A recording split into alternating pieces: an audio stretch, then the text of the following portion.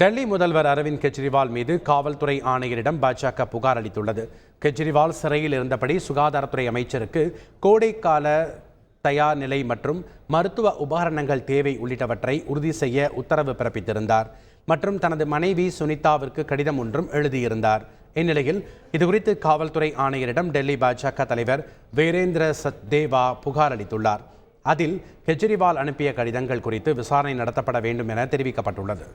டெல்லி மதுபான கொள்கை முறைகேடு வழக்கில் அமலாக்கத்துறையால் முதல்வர் அரவிந்த் கெஜ்ரிவால் கைது செய்யப்பட்ட நிலையில் பாஜக டெல்லியை அழிக்க நினைக்கிறதா என அவரது மனைவி சுனிதா கெஜ்ரிவால் கேள்வி எழுப்பியுள்ளார்.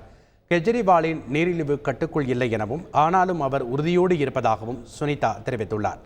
பல்வேறு ஆம் ஆத்மி கட்சியினரின் இடங்களில் அமலாக்கத்துறை சோதனை நடத்திய போதும் ஒரு பைசா கூட கண்டுபிடிக்கப்படவில்லை என்றும் அவர் குறிப்பிட்டார்.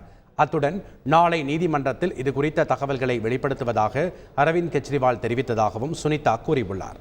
டெல்லி முதல்வர் கெஜ்ரிவால் கைதை கண்டித்து டெல்லி அமைச்சர்கள் மற்றும் சட்டசபை உறுப்பினர்கள் போராட்டத்தில் ஈடுபட்டனர்.